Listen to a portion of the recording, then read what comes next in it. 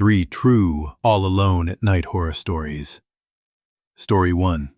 The Shadow by the Window.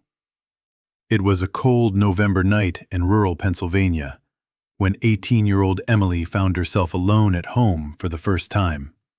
Her parents had driven to visit her grandmother 2 towns over, leaving Emily with nothing but the creaking old farmhouse, the family dog asleep on the rug, and her phone clutched in her hand. She thought the night would be quiet, maybe even boring. She had plans to watch a movie, scroll through TikTok, and call her best friend before falling asleep. But she didn't know that this night would forever scar her memory. The farmhouse was old, built in the late 1800s, the kind of house where the floorboards groaned under your weight and the windows rattled in their frames when the wind hit just right. Emily had always thought it was charming.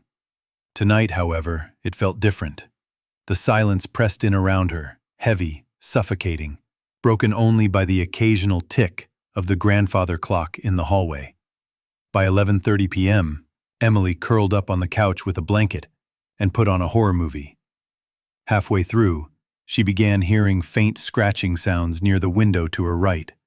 At first, she told herself it was just branches swaying in the wind. But when she muted the TV, she realized there were no branches near that side of the house. The scratching was deliberate. She froze, straining her ears.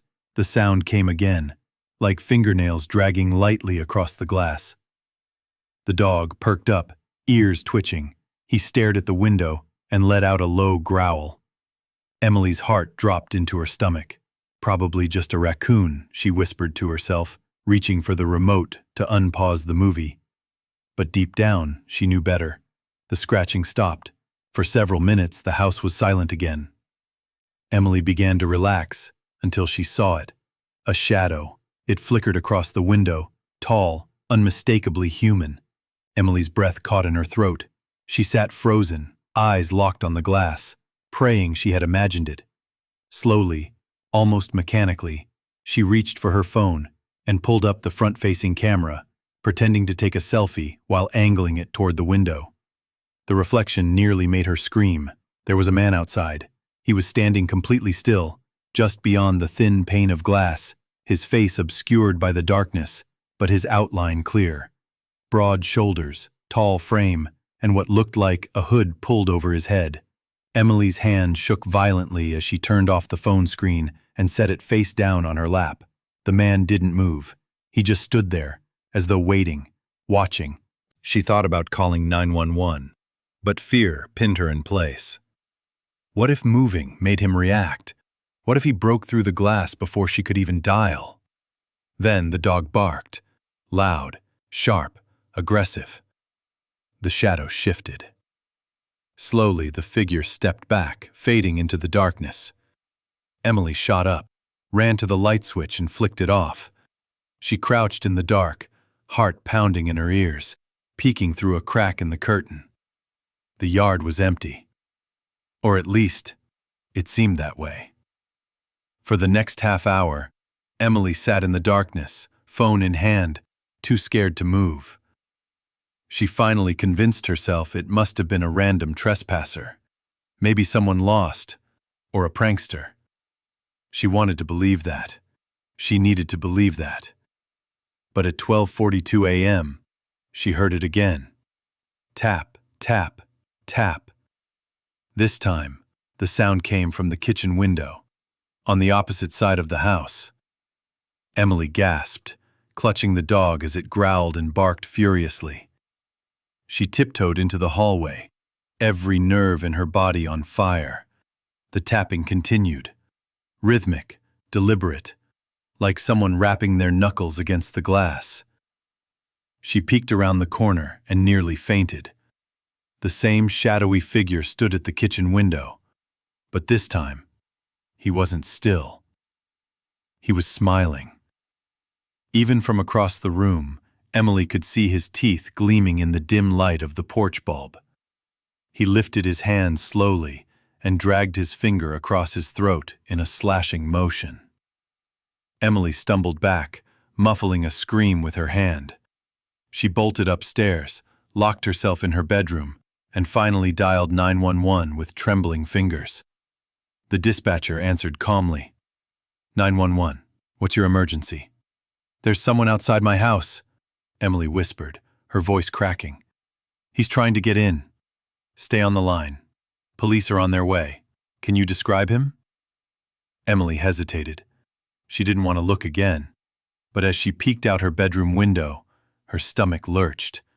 He was there. The man stood in the middle of the yard, head tilted back, staring directly at her window. He raised one hand in a slow wave. Emily ducked down, sobbing into the phone. He's looking at me. Oh my God, please hurry. The dispatcher kept her calm until the sound of sirens filled the night. Blue and red lights splashed across the walls of her room. Emily dared to peek outside again, only to see the yard empty. The police searched the property, combing through the woods with flashlights. They found footprints in the mud, large, heavy boot prints circling the house, stopping at nearly every window. But the man himself was gone. The officers told Emily she was lucky. They said whoever it was might have been planning a break-in, but the dog and the quick 911 call scared him off. They promised to patrol the area through the night, but Emily knew the truth. When she replayed the image in her mind, the man's smile, his wave, the way he looked at her, she realized something terrifying. He hadn't been trying to break in. He wanted her to know he was there. He wanted her to see him. And the worst part? As the police left and the house settled back into silence, Emily noticed something chilling on her window pane. Scratched into the glass, faint but unmistakable, were 3 words. See you soon. Story 2. The Knock in the Empty House. It was just after midnight when Daniel pulled into the driveway of the old family house. The place had been empty for months, ever since his parents moved to Florida. But tonight, Daniel had agreed to check on it. Make sure the pipes hadn't frozen in the cold, make sure no squatters had broken in, and maybe pick up a few boxes he'd left behind in his old bedroom. The 2-story colonial sat at the edge of a quiet street in Ohio, where most of the neighbors were asleep by 10 p.m. The street lamps flickered dimly, casting orange halos across the pavement. Daniel parked, killed the engine, and sat for a moment in the silence.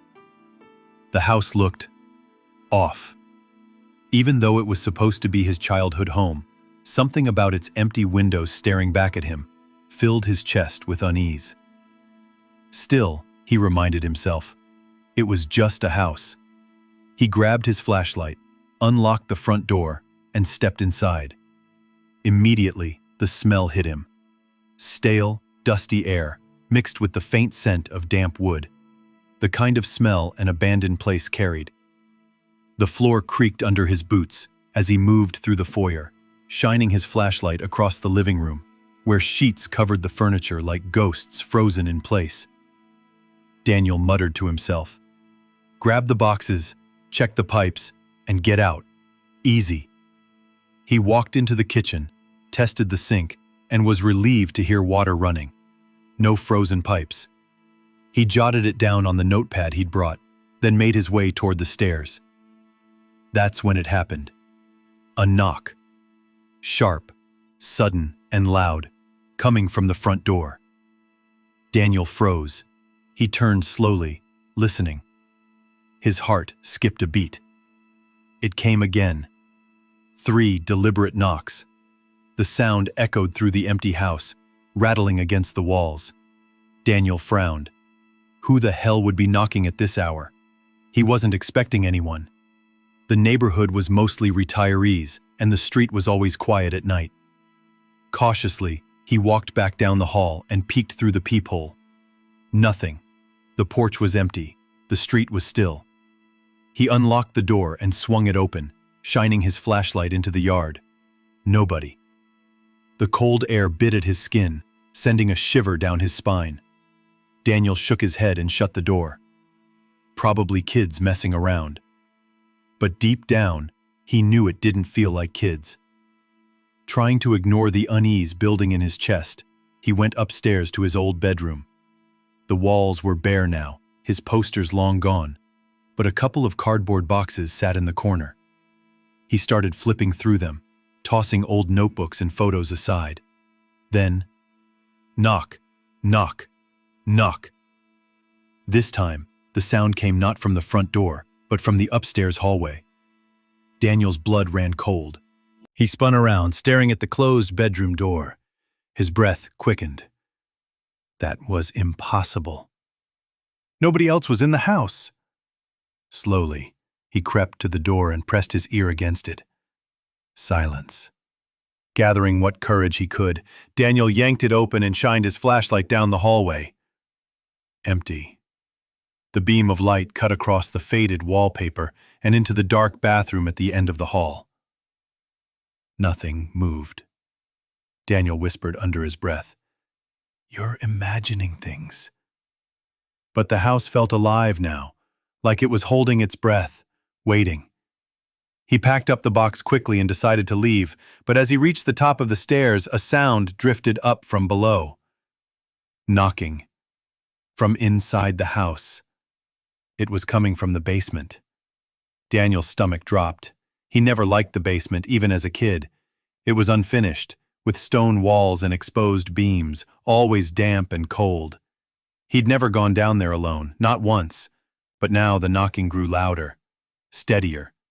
Knock, knock, knock. It echoed up through the floorboards beneath his feet. "Jesus Christ," Daniel whispered, gripping the banister. He wanted to run. Every instinct screamed at him to leave, but part of him needed to know. If someone had broken in, if some lunatic was hiding down there, he had to make sure before calling the cops. He forced himself down the stairs, step by step, until he reached the basement door. The knocking stopped. Daniel swallowed hard. He turned the handle slowly and pulled the door open. A rush of cold, damp air hit his face. He aimed his flashlight into the darkness. The wooden steps descended into shadows that seemed to swallow the light whole. "Hello?" he called out, his voice trembling.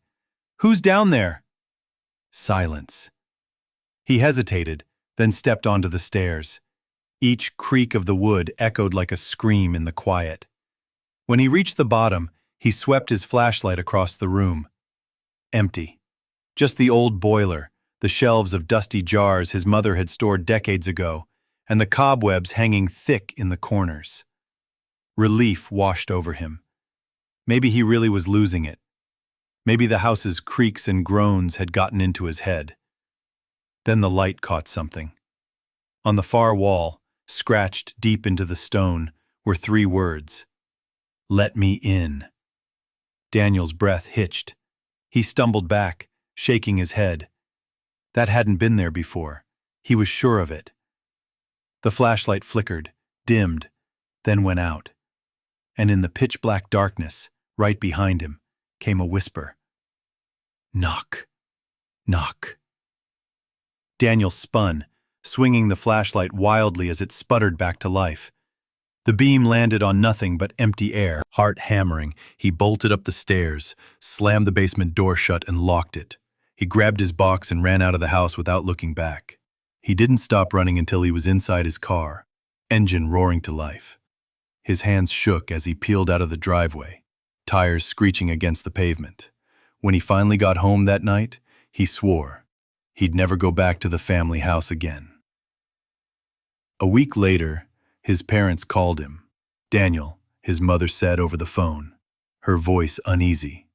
"We had the real estate agent check the house today. She said she heard knocking while she was inside. She swears she heard someone moving around in the basement."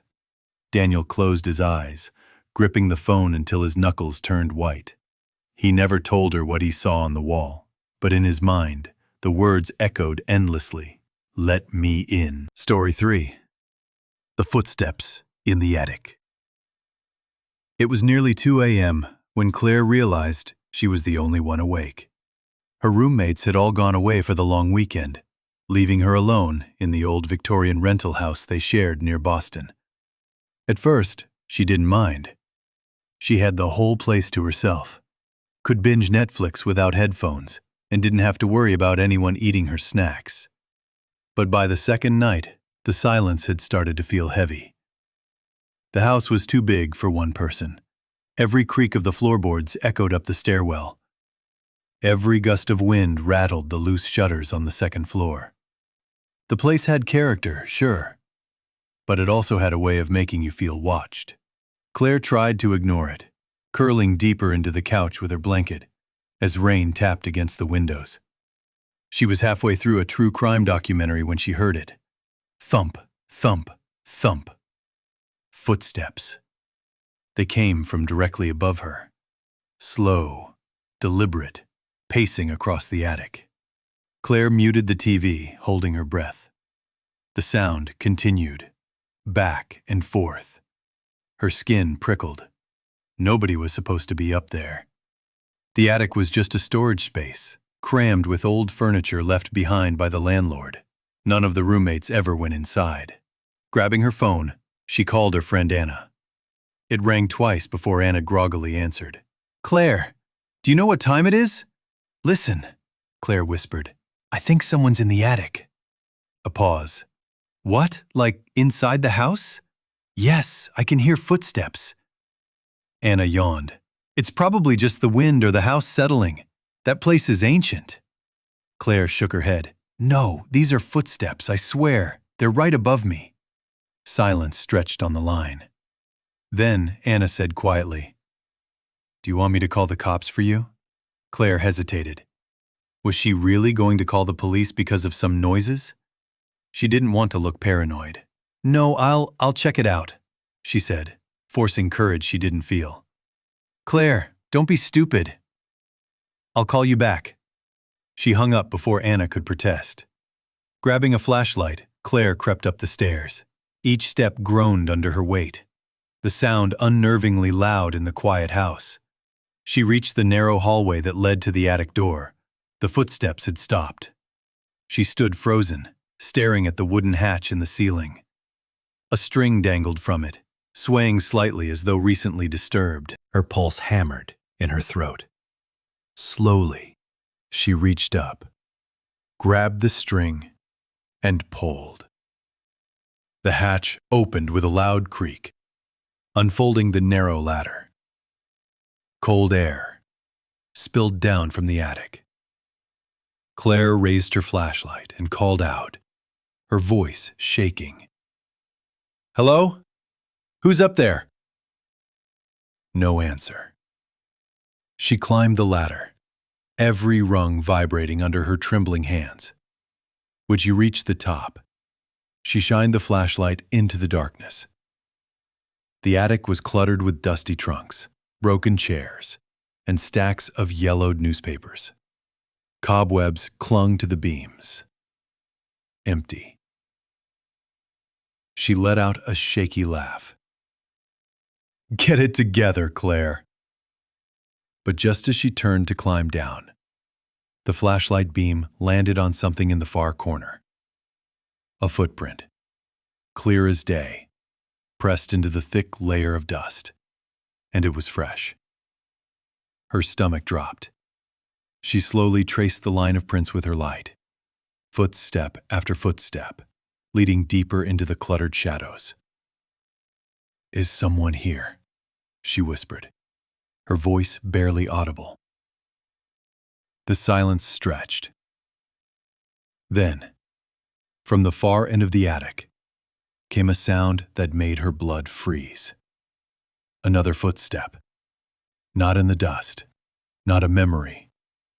A real, heavy step. Claire gasped, stumbling backward. Her flashlight flickered, and for the briefest second, she thought she saw a figure standing between the stacks of boxes. A tall, gaunt shape, watching her. The light blinked out completely. Claire screamed and scrambled down the ladder, slamming the attic hatch shut above her. She ran to her room, locked the door, and pressed her back against it, heart racing. The house was silent again. Too silent. She forced herself to breathe, clutching her phone. She started to dial 911, but stopped when she heard it. From above her ceiling.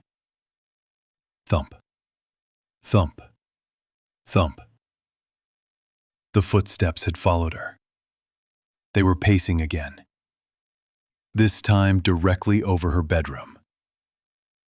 Claire sobbed, curling into the corner of the room, blanket pulled tight around her. She stayed awake until dawn, flinching at every creak and step from above. When the sun finally rose, she gathered her things and left the house, vowing never to sleep there again. Her roommates laughed when she told them, teasing her for being dramatic. But Claire knew what she heard. Weeks later, after she had moved out for good, the landlord called her. "We're renovating the attic," he said casually. "Funny thing, we found a makeshift bed hidden behind some of the old furniture." Blankets, food wrappers. Looked like someone had been living up there for a while. Claire's blood ran cold. She never went back to that house again.